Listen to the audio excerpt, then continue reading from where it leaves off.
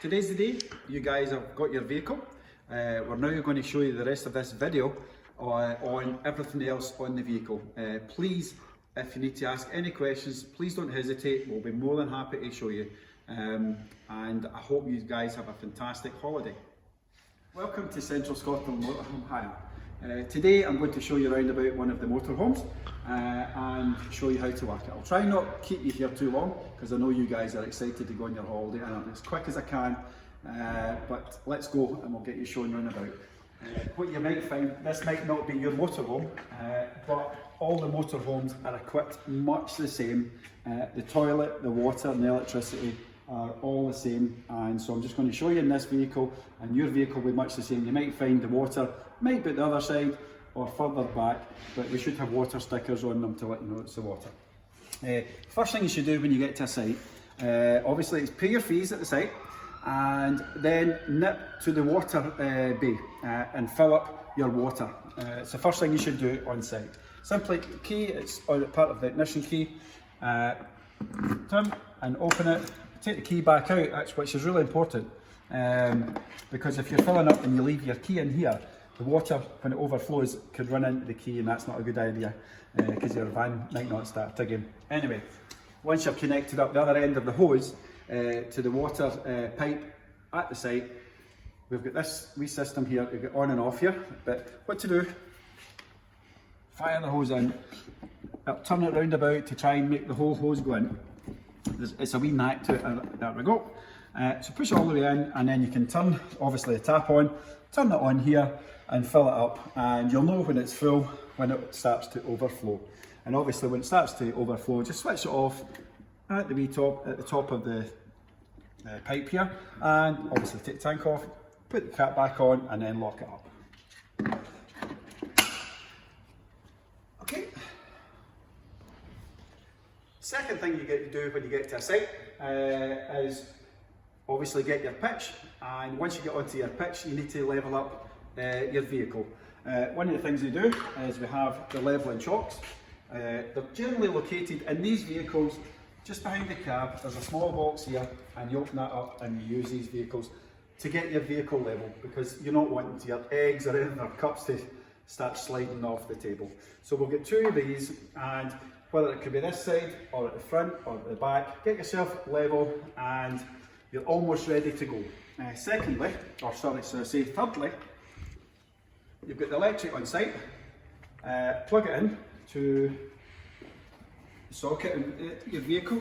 Some of the vehicle sockets are actually at the other side, at the passenger side of the vehicle. Once you plug this in, go to the box where the other end of the extension is, and you might find there might be a wee fuse or a wee flick switch to flick the switch to its on. And one of the reasons you'll know it's on is inside at the control panel, it looks like a wee tulip, and if that light's on, it means there's electricity coming through the site. Now we've established we've got water, we've now got the vehicle nice and level, we've now got the electric on. If you have electric on your site, some sites don't actually have electric, but pretend we're on a site with electric, so we've got electrics in. And now to get into the gas box to turn the gas on. Key in, give it a wee turn, and you can see it pops out. Turn the key again as if you're going to lock it, and it just means it's easier to lock the cupboard at the end of it. Open it up, and then we go to the gas. In here at the gas, we have two bottles. We generally run the vehicles with two bottles. What you might find, this gas bottle might only be quarter full. If it runs out during your vacation, simply change the bottles, take the hose off here and put it onto here.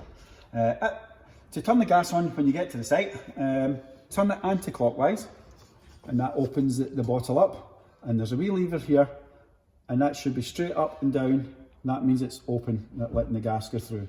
Straight up and down. To close it, that's it in the off position. So we're now at the site, and that's you ready to go to get into your vehicle and get it up and running.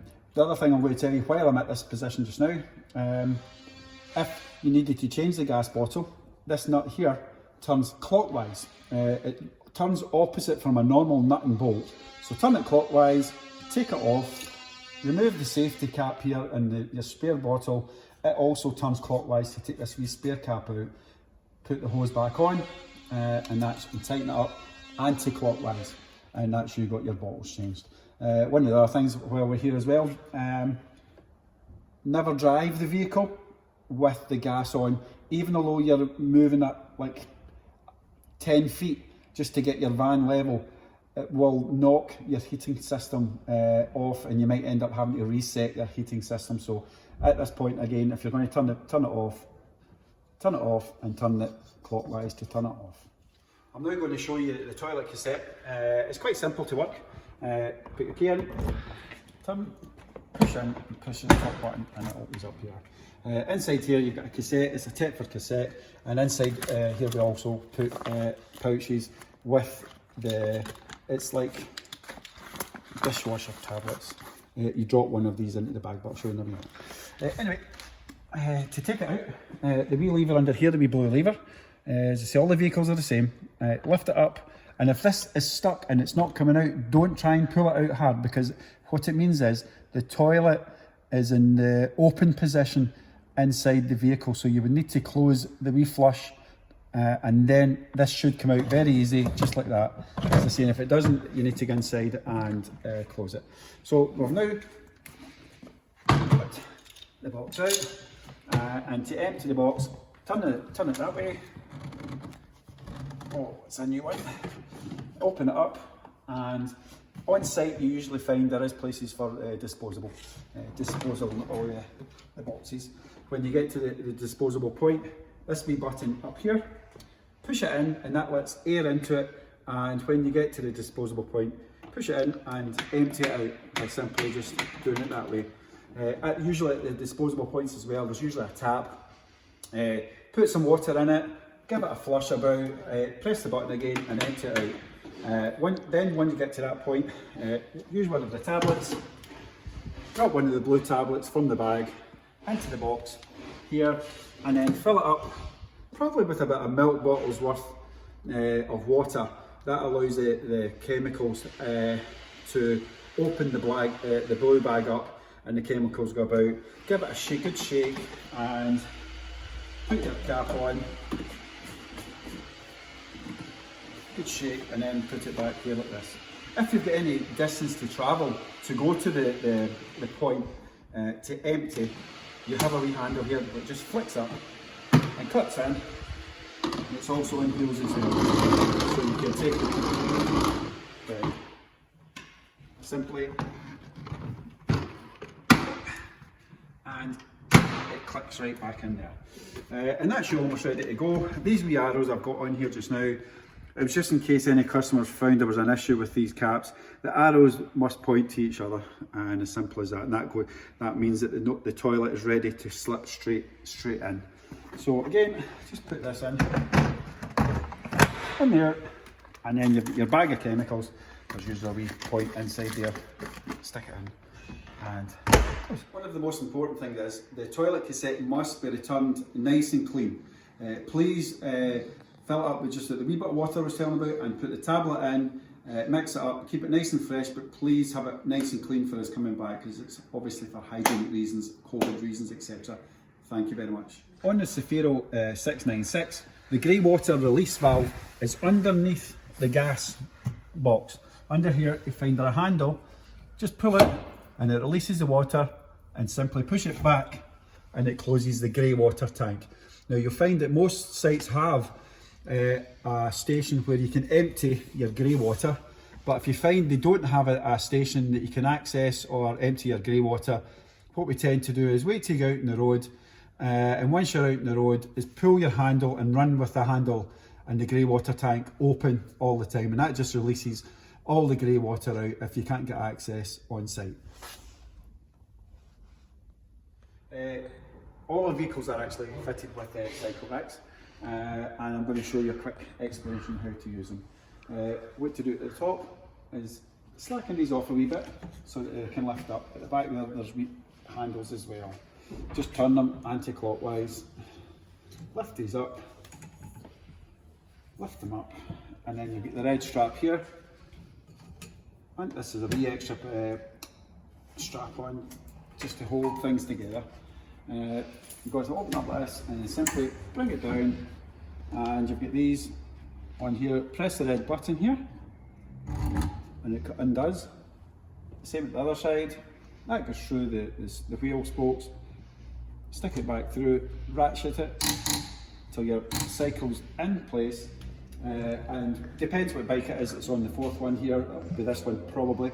Again, press the button here and bring this out and ratchet it onto the frame of the vehicle, the bike. Put it back in and plug it in, and that's it, pretty solid. With each bike, as you can see, it's a 4 bike rack. Clip them all on and make them nice and safe.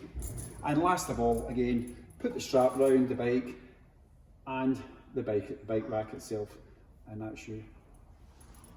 To put it all back together again, obviously take the bikes off, back up, and it simply clips in here, clips in, bring these down, tighten them back up, and that holds the cycle rack from moving, etc. Just tighten them all up. And again, you get a wee extra safety precaution. Put the red strap on, and it comes, and simply buckle it through and ratchet it back up. And that's it, and then give it a wee tie off at the back here, just so it's not hanging down, etc. That's it. All the roller team vehicles we have are fitted with these locks. You'll find them all round about the vehicle, so I'm just going to show you how to work these locks on this one. Key, it's on the key ring, put it in, turn it and you'll see it's opened. But what to do is, when it's at this position again, just lock it, and that's you getting ready to, whenever it comes to lock it. Down here, I'm just going to open this one up, and again I'm going to lock it, but the vehicle, you can now open it when the handle's popped out like this. You can now open it. That's you in. So close. Now that we've already locked it with the key, you just push it, and that's them all locked. Now that we've actually connected up with our water, we've got the electricity on and the gas is now on. You can now come into this panel. Sometimes they're above the motorhome door. On this vehicle, when you come in, it's just in the right hand side when you come in the door. Again, they're all the same pads, and all you do is touch this button here to turn it on. This is the wee tulip I was talking to you about. It tells you that your electric is on at the site. When this wee symbol here is on, it means the power is coming from the site. So obviously we've turned it on, and to turn the lights on, turn this on. And up here is the next one you would turn on, and that's your pump to make all the toilets work, the water work for the shower, and the water for the sink, etc. I'm going to switch this off just now because we've not got any water on the vehicle, which I'm going to come to just now, because it's telling you just now this one's flashing. When it's blue, it's the fresh water. Obviously we've not filled it up because we're just doing a wee demonstration for you guys, but when you come into the site, this will come up saying 100% on S1. If you press it again, R1 means it's the wastewater, the grey water they call it. Obviously we don't have any grey water on because it's a brand new vehicle, but once your grey water starts to fill up from the sinks and the showers, etc., this is will start going up 33%, 66% and 99% is it when it's at full. This wee button here, although it says temperature, it does not control heating at all. This panel doesn't control heating at all in the vehicle. It just simply tells you the temperature that's in the van, which is at 13 degrees just now. This one here tells you how much power is in the leisure battery, but at the moment it's not showing a percentage because we've got plugged in on site at the moment. This one here is your vehicle itself, how much power is in the battery. It's at 76%. It's a brand new vehicle. We've had it in the workshop doing some videos and doing a few things to it, so the battery power itself has come down a wee bit, but that will all be fine once you start the vehicle up, etc. The other thing but this panel here, for the televisions to work, the lights must be on. You can actually turn the lights off individually in the vehicle, during the day, but for the televisions to work, the light switch must be on. This light here is for the outside light just above your door. Most vehicles have them, but there is some of the roller team vehicles that doesn't actually have a light. You might have a wee switch saying that the light's on, but there isn't actually a light outside. We've now got water in the fresh water tank. We've now connected up to the electrics, and we've also turned the gas on. The first thing you do coming into the vehicle, obviously what I spoke about this panel, is turn this on so you can actually see we've got lights in the vehicle now. The next thing you need to do is the heating control system. This heats up the hot water and your central heating in the vehicle. To turn on, push this button, simply turns on, let go, push it again, and with these 4 symbols. The symbols down the bottom, I wouldn't bother too much with these. It's these ones up the top that we need. The first thing you do when you come into the vehicle, you see them all flash, the motorhome flashing. Turn the knob till you get to the gas and electricity. Click it. This is you now, and it's telling us just now that we are on electric 2. But if you're actually off-site while camping and we've not got electricity, you need to be on gas, so you would simply click gas because that's your only source. But if you're on site and you have electric, simply go back in, change it to EL2, and that means you're running off the electric from the site, which we recommend running electric if you've got electric on the site. Again, if you're while camping, simply go into this, and it must be on gas before you do anything else. But I'm going to put this one on to electric as we've got hooked up just now. I'm going to change it to EL2 because we've got the connection on site. So we're on EL2. Now turn the knob till we go back to the motorhome. Give it a click. As you can see, it's off.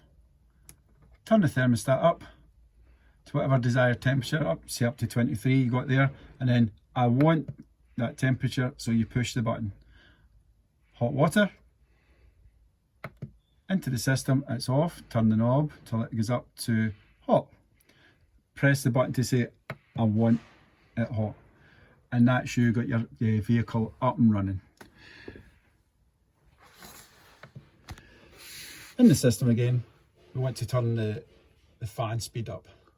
Over to the right here, to this symbol here, it's a fan. Hit the fan, it's on eco. Let's get it to high. I want high, so I've pressed the button to say I want high, and I've got it. So now that the heating system is starting to fire up. Going to show you a couple of other wee things. Let's take it back to the hot water. Let's go into the system. As you can see, we've got it in hot. But if someone's going to take a shower, what you want to do is turn it on to boost and hit boost. But what you will find is when you're on boost for the hot water, your heating won't work. So if you've got any problems with your heating, it's not coming on, etc., just make sure that you're not on the boost with the hot water. So again, only when you're having showers, etc. So you can take it off boost after someone's had a shower, just bring it back down to hot and simply I want hot and push that, and that's you back to there. One of the biggest and most important thing about these systems, the vehicle can't be moved while this system's on.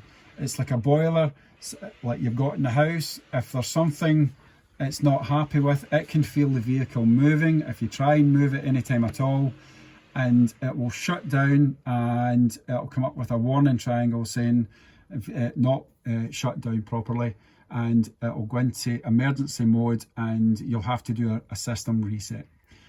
But if you're obviously going to move the vehicle after you've packed up and ready to leave the site, these must be turned down. So we'll go into the motorhome, must be turned down from 23 or whatever temperature you are at, and turn it right down, and it's to off, but you want off by pushing it, and that's you got it off. Back to the thermostat again, in here, boom, and down to off, and push it because you want off, and that's you get the system off. That means that the system is off, and to turn the whole system off, you just hold the button here, and the whole system should power down like that, like so. Recommended temperature for your vehicle, I would recommend at night time 19 degrees, because sometimes it gets really warm. The vehicles are very well insulated. Rather than getting up and down and moving the thermostat, etc., or turning the heating on and off, set it at 19, and that's a nice warm temperature. Most of the motorhomes are actually fitted with the Vision Plus televisions. The other televisions that's in the motorhomes, they're all much the same. They work much the same way.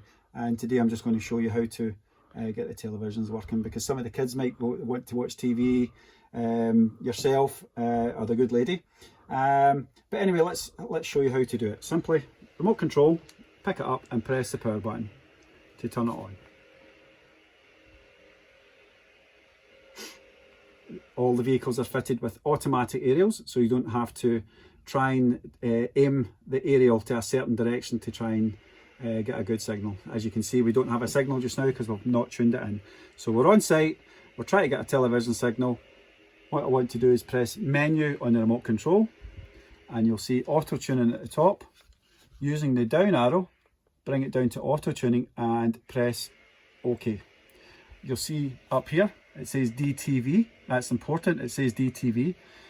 You can change the types to ATV, DTV, or both. My recommendation is just pressing the right hand arrow just till it comes on to DTV, and then bring it down the arrow to the country of your language and press OK. At this point the television starts to go through and searching for channels. It starts off at channel 21. It'll take about 5 minutes, maybe 10 minutes to go right through the whole programming, and I'll come back to you in a wee minute once it's tuned in. Another thing with the television, if you actually are struggling working the television and it's not trying to tune in properly, you might find you don't actually have a signal in the area where you are. But we did have at one point a customer had the vehicle, and the previous customer had tried to get satellites and from beyond space, etc., to make it work. So if you think that there's an issue, it can't find satellites, or it's trying to get on a different satellite than it actually should, simply go into the menu, and you can see all the up the very top, all these settings. So you're going to press the right hand arrow, picture it goes through the mute and then over at the clock, and then you'll see the square button. What you want to do is do a reset. Bring it down and do a reset to the television, and are you sure, and press yes again, and that's the television resetting back to factory setup, which will take you right back to the very beginning. And obviously just go through English, automatic standby, you're okay with that. TV connection type is DVTV, so you're okay with that. Please ensure the aerial's plugged, which it is, and press OK, and it'll automatically go back to the channels and start to retune your channels. And hopefully, if it was that the previous customers maybe would try to get other satellites from elsewhere, that will start you getting the channels again. But what you might find is you just are in an area, especially the north of Scotland, it's a 50-50 chance whether you get a television channel or not. Every motorhome is actually fitted with a Thetford toilet system. The system's quite good. It actually can turn, depends on the motorhome. If you're needing a wee bit more room, you can turn it round, etc.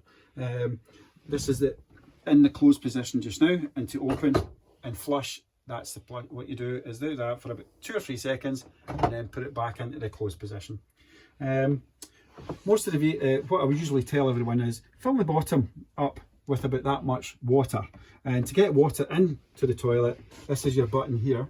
Hold that for about 2 or 3 seconds, water will start coming in, and stop it, as I say, when it gets to about there.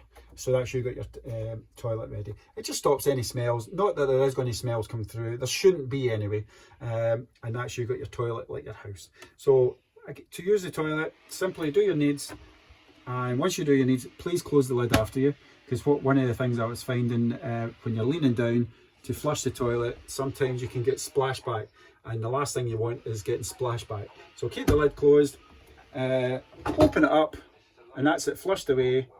Give it a wee flush there for 2 or 3 seconds, close the box, open it up, and press the wee button again here and fill it up with about that much water just at the bottom. When the system is full, at the back here, it's like a wee green light at the moment, and it generally turns a pinky reddy colour when the box is actually getting full. My recommendation is keep an eye on the box, watch it doesn't get too full, because when you come to empty it, it could slush about everywhere, and the last thing you want to do is get in a bit of a mess with the toilet. The toilet as well, last thing I will say is, if you're on site, try and use the toilets on site. One of the reasons I say why is you will end up running back and forward, emptying your toilet, your chemicals, etc. You could be doing that maybe 2 or 3 times a day if everyone's using the toilet in the motorhome. My recommendation is use it in the morning when you get up, and at night before you go to bed. In other words, use the toilets facilities, and use this as a secondary. But by all means, it works perfectly fine. You can use it all day long, but it just means you're actually having to run and empty it most of the time. Now we're on to the ovens. All the ovens and the grills and the hobs are the same in all roller teams, and it's more or less in the same format. So lift the lid and turn the gas. You hear the gas kicking away. Turn the knob and it lights like so, and the same for the other 3. Switch off, just turn clockwise and that's them off. Down to the oven, it's fairly straightforward. Open the oven, push it in, turn it clockwise to get the grill to come on, and click away, and it might take a few clicks to get the gas through before it actually lights. So you just release and that's the grill lit. One of the things with the grill is a safety precaution. You can close the door to here, but if you close the door completely, the grill will go out. It's a safety design, so it doesn't heat up the glass, etc. too at the top. As you can see, due to safety, it's went out. To get the oven, turn anti-clockwise, ignite and release, and that's it. And of course, obviously with the oven, you can close the door with the oven. It's just not the grill. Now to show you the Zefiro fuel cap, the 696, which is a Ford vehicle. You've got to open the passenger door, open up, and it's diesel, and it says diesel at the top there, so the diesel hose just pushes in and straight into the diesel tank. If you should require some AdBlue, we'll fill it up with AdBlue, but you might do excess miles, etc., and you might need to add some AdBlue for yourself. Undo the blue cap, like so, just twist it off, comes right off, and put your AdBlue in here. You'll get AdBlue from your petrol station. The hose from the AdBlue, put it onto the canister and make sure the hose goes right in. One of the things I would tend to do is make a wee hole in the canister, maybe at the top, just to let it breathe so that the AdBlue can go in fairly straightforward. And once you fill it up with your AdBlue, simply put the cap back on, wee click, close door, and that's you. We send all the vehicles out with a full tank of fuel, diesel fuel. When you come back, we would ask that you have the tank full. There's a petrol station right outside the front of our offices. One of the big things we have to help everyone operate their motorhome is an Amazon Fire pad. We will have that in your vehicle, and should you need help with instructions on how to use the vehicle, any fault codes that come up, please open the pad and have a wee check at the videos. To access the videos, you go and press the Photos app, and that will take you to all the videos we have on how to use the motorhome. Here is one of the Amazon Fire pads. As you can see, it's covered in writing. Click the button at the top to turn on. To access the videos, swipe up and you'll see the icon Photos. And up comes videos, quick guides on heating system, etc. And that should help you should you come across any problems or forget how to use some equipment. If it's possible to ask the pads that we do provide in the motorhomes, if you don't mind if you don't use them with the kids or anything like that, just in case they get broke. They're really just in the motorhomes just for instructions on how to work the vehicle. Thank you very much. One of the biggest pieces of advice I could actually give you is driving the longer versions of the motorhome, i.e. the 7.4 metre motorhomes, which is the 746, the 740 and the 696. Their back axle is quite short for the length of the vehicle. As you can see, there's a fair bit of meterage at the back end. And how I'll explain it to you is, if you were driving along and there's a petrol station on your right hand side and you nipped into the middle lane to turn right into the petrol station, if you try and turn from that middle lane into the petrol station, the big bum at the back end here will swing out into the other lane if you did turn your steering lock full to the right hand side. So you need to watch that. Also, when you're coming to car parking in town centres, for instance, these vehicles, you can't really just go in and take a wee tight in, because your back end, when you're coming into the car parking space, will, excuse how I'm doing this, but your big butt will come in and swing right round when you start to straighten back up again. I hope that gives you a wee bit of advice on how to drive them, but as I always say, just watch your big bum. It's like a big giant bumblebee, and just imagine it on your bum and you're trying to drive them. One of the things we ask is, when you return the vehicle, you might have a 11 o'clock return time. What we ask for is the vehicle, the keys handed over at 11 o'clock, i.e. you've vacated the vehicle, you've filled it up with fuel, and we hand the keys over at 11 o'clock. It's one of these bummers, I hate asking, but we've got customers who's going on holidays well behind you, and we've got a wee tight schedule to try and get everyone in and out, and we'll try and accommodate, as you probably know yourself, we've tried to accommodate everyone with time schedules, and if we can keep to them time schedules, that would be fantastic. Now that you've seen the videos, it's time to go on holiday. Super excited. Any questions, just ask. Any member of staff that is round about, every member of staff will be more than happy to help you. So let's get moving, let's get you your keys, we'll get the paperwork signed, and off we go.